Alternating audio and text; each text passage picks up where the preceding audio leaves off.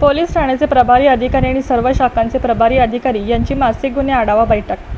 माननीय पोलीस अधीक्षक संदीप घुगे यांनी सांगली जिल्ह्यातील सर्व उपविभागीय पोलीस अधिकारी, सर्व पोलीस ठाण्याचे प्रभारी अधिकारी आणि सर्व शाखांचे प्रभारी अधिकारी यांची मासिक गुन्हे आढावा बैठक आज दिनांक 31 मे 2025 रोजी घेतली.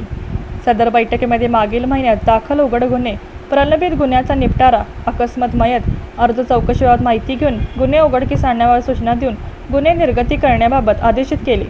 या बैठकीमध्ये मागील काळात झालेले बंदोबस्त तसेच कायदा व सुव्यवस्थेच्या घटना याबाबतचा आढावा घेऊन येणाऱ्या काळातील सण व उत्सव याबाबत माहिती घेतली. येणाऱ्या काळात कोणत्याही प्रकारचा कायदा व सुव्यवस्थेचा प्रश्न निर्माण होणार नाही याबाबत दक्षता घेण्याच्या सूचना दिल्या. गुन्हे आढावा बैठकीदरम्यान गंभीर दाखल गुन्ह्यांची उकल तसेच इतर उत्कृष्ट कामगिरीबाबत सांगली जिल्ह्यातील पोलीस अधिकारी व अंमलदार यांचा प्रशस्तीपत्र देऊन गौरव करण्यात आला.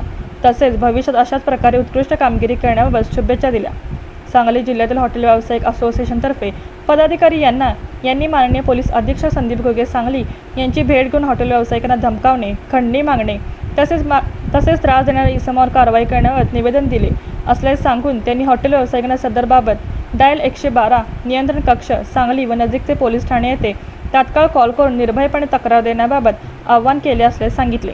माननीय पोलीस अधीक्षक श्री संदीप घुगे यांनी सांगली जिल्ह्यातील सर्व पोलीस ठाण्याचे प्रभारी अधिकारी यांना हॉटेल व्यावसायिकांना त्रास देणाऱ्या इसमांबाबत तक्रारी प्राप्त होताच तात्काळ तक्रार दाखल करून योग्य ती कायदेशीर कारवाई करण्याबाबत आदेशित केले आहे.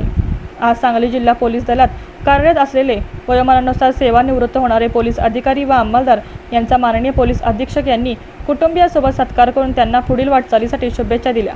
आज सेवानिवृत्त होणाऱ्या अधिकाऱ्यांमध्ये माननीय उपविभागीय पोलीस अधिकारी गृह श्री दादासाहेब चुडाप्पा तसेच एक पोलीस उपनिरीक्षक, 14 श्रेणी पोलीस उपनिरीक्षक आणि 14 अंमलदार सेवानिवृत्त झाले आहेत.